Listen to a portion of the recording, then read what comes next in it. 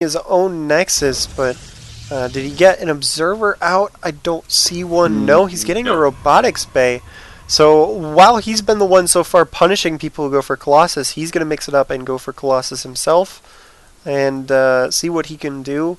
Maybe use the Colossus just to walk up the cliff and then blink past those cannons, but it's going to be a while before that Colossus is out, so it might be giving Mini enough time to get more gateways up. Yeah, see, what I see happening here is Mini's already throwing down that photon cannon in his main mineral line. He's worried about Dark Templar. He doesn't want, for whatever reason, this game, I don't think Minigun wanted to build a robotics bay. He's using these cannons. I think he's just strictly worried about Dark Templar. Having that cannon in your main, there's no other reason for that. So he's going to get his Blink started. Try to match Kiwikaki Blinkstalker versus Blinkstalker. +1 upgrades are starting for Minigun. Kiwi getting the Colossus out, though, are going to be a little bit more effective. I think Minigun just didn't want to build robotics here, and he's just using those cannons to defend and now they're pretty much just keeping him alive, as we see here. This is actually looking really good for Minigun now, because Kiwikaki, for whatever reason, isn't being as aggressive as usual. Backing off, getting the Nexus, and then switching into Colossus, it's really cutting at his unit count. And Minigun got Blink, so against these Colossus and the Blink Stalkers with the +1 upgrades, if Kiwikaki starts doing that Blink micro, he can blink on top of him and say no. He can blink on top of the Colossus, which means that it's hard for it to splash a lot of units when it's directly under it. It can be very difficult. So there's the chase blink from Minigun. He's going to be able to get some of those stalkers that are trapped up on the high ground. Oh no, he moved. He didn't leave a stalker on the watchtower, so Kiwi is able to get those units away. And now that he's aware that there's blink, he's going to be much more careful with that Colossus. I think if he'd saved and not shown that he has blink, he might have been able to do some more damage there, but I don't think he knows there's a Colossus, so it's probably why he showed it. Yeah, see, Minigun did listen to me. He is going to go on to Dark Templar tech a lot later than I wanted to see. I expected it to be more aggressive, much more soon. Obviously, he did have to defend Kiwikaki. You don't get to take your time versus Kiwikaki, but Minigun is going to try his hand at Dark Templar. Took a page out of that. He is going to throw 2 Stargates as well, feeling that economic advantage. Dark Templar being warped in on the low ground right up front of his base now, so they are going to cross midfield with that. Obviously, the robotics bay out for Kiwikaki. He's not going to be in a bad position. Looks like no observers, though. Like, this looks like game 1, except the players have switched, you know? Exactly. Yeah, Minigun, listen to me. Thank you, Minigun. Try his strategy against there's no observer. There you go. It's gonna work. Did he see it? He moved. He must have seen it. Come on. Yeah, there's a Corona boosted observer coming out right now. So it's gonna work partially. I would have expected it, like I said, a little sooner for Minigun. He will get a little bit of a probe harass here, but able to take the game. This is exactly. Oh no, his probes are all trapped in here because the way he built his base, he can't transfer the probes out without going past the Dark Templar. But he will be able to kill that very effectively with the 3 Colossus. We'll see if Kiwikaki goes for an attack here. Minigun was attacking in the front with some stalkers, but that DT went down so quickly that he wasn't really able to do much. He was trying to focus the Nexus, which I don't understand. Probably go for the probes, because there's no way you're taking down that Nexus without Immortals. But 2 Void Rays on the way for Minigun. He's getting the air upgrades. Kiwikaki, if he's going to do damage, it has to be now. Like, literally now. He needs to be leaving his base, or this is going to turn pretty bad for him.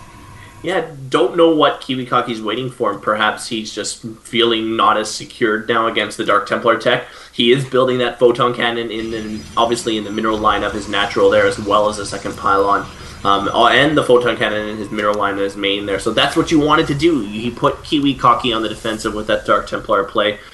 Take it to him. Take a page out of his book, and it's working. Allowing Minigun to transition onto Void Rays. There are 2 on the map, 2 more almost in completion. Fleet Beacon and Air Weapon started for Minigun, so he is really feeling that economic surge. Kiwikaki not able to be as aggressive as he wants to be, and that's how you're going to beat him. Is it going to work in the next game if Mini can pull this off? I don't know, but at least with this game, you needed to just take the fight to Kiwikaki, force him back, and he's doing just that. So Kiwikaki's going to clear out his gold. Minigun's got a pretty good position. He already has his third base already under saturation. Photon Can going down there for defense. Kiwikaki building a bunch of pylons. He's still trying to get Colossus out. He's going to have 5 Colossus on the field, but he's going to be up against Void Rays. The Void Rays are going to have the speed increase. It is half complete now, so he will Minigun will be able to micro those Void Rays, and I think that's going to tilt as Kiwikaki only has 9 Stalkers, half of them injured. It's not going to be enough to hold off those Void Rays out right now for Minigun. Yeah, but to be fair, he did get the weapons upgrades, so if he controls really well, which, I mean, that's not a very big if from Kiwikaki, he might be able to hold this off. There's going to be really big engagement. There's 6 Void Rays on the field. That's a lot of Colossus, so this is going to be it. If Kiwikaki can do some damage, take out these Void Rays, it'll be pretty big. But here it comes. Void Rays shooting the Stalkers before the Colossus. He wants to take out that anti-air. Colossus are taking down everything on the ground. He's down to 4 Void Rays, 3 left, a bunch more Stalkers running in. Kiwikaki taking out a lot of these Void Rays. There's not many units left here for Minigun. It looks like he's just going to lose. There's the micro from Kiwi. Oh my god, he didn't even lose a Colossus. I think Minigun really needed to be trying to focus those Colossus down. But here comes a blink from Kiwi. The rest of these Void Rays going down. The Colossus are taking out the Immortal. You can see that Kiwikaki's units are prioritizing their targets really well. He's going to be able to take out this base. He's just ignoring the Dark Templar that's on his Colossus, which probably shouldn't be doing, but he will be able to get these units away because the Colossus can walk down the cliff, and he can blink. Kiwikaki's lost his Observer. Mini's Observer was sniping it. Yeah, but that was still, Minigun's Observer there, so. He was able to take out the Nexus, so Kiwikaki, that's going to be really good for him. He's going to try and drop his Nexus at the gold base after taking out all those Void Rays. It's a really big hit, because Void Rays are good when they get in that ball of units, you know? When there's only 2 or 3, they're not as effective. Now that he has the Fleet Bacon, the tastiest building in the game, by the way, he can get more upgrades. With that speed upgrade, he can get up to the level 3 weapons if he wishes. But now he is switching over to Phoenixes instead of Void Rays. So he has cut the air upgrades. He's getting the armor, but that might be just about it. I'm surprised because he invested the resources to get the Fleet Bacon so that he can get the air upgrades and the speed upgrade. And now he's making Phoenixes, which, they do work against Colossus, but with all that money invested in the Void Rays, they're not a bad decision once you can get enough of them on the field. Yeah, Kiwikaki's going to bring 3 Observers this time. He's not going to take any chances. One of the last time we saw there, 2 Colossus fell because an Observer was sniped by the Void Rays, and Minigun's own Observer. So more Dark Templars coming in from Mini. He is going to try to hold off with these, basically the Phoenix that are coming out now. As many Immortals as Mini can get out as well. Really, really behind Kiwikaki, though, after that last engagement. He did need to win that one. That was the critical one with the Void Ray tech exposed. So Kiwikaki's going to pressure into the middle of the map here as both Nexuses are just kind of finishing up for Minigun. There is going to be another engagement. Observers are joining in.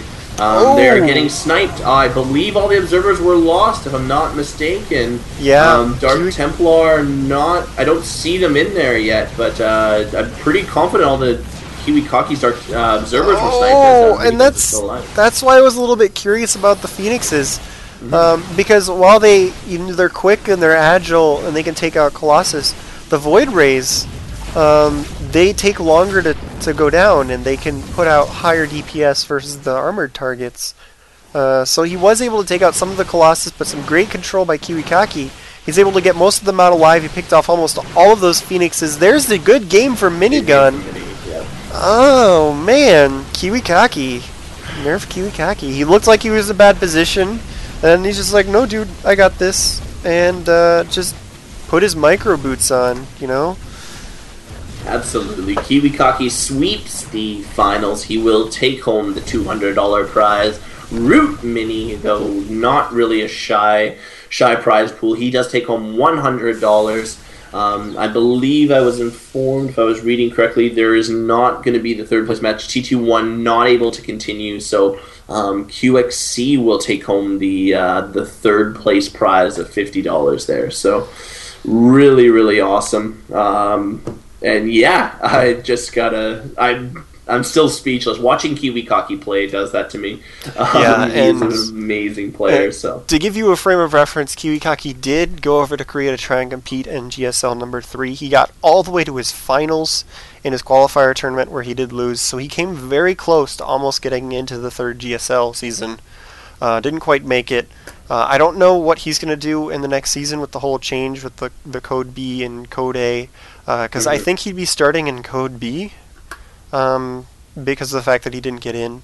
So, maybe he'll be going back, and I mean, Kiwikaki's very, very good. When he goes into a macro game, he can macro really well. His late game control is seriously good. He can be all over the map. His micro is, of course, amazing. So he's very deserving to be winning the Root Challenge. Excellent player. Congratulations to him. But, congratulations to Minigun and QXC as well for taking 2nd and 3rd. Thanks everybody for tuning in to the first RootGaming Challenge. There might be more similar type events down the line. Make sure you go post in the thread, give feedback. Visit our website at root-gaming.com. Go visit Justin TV at justin.tv as they did put up the prize pool and make this all possible. So big thank you to them. This is Railcoon again with Iced alongside. VODs will be up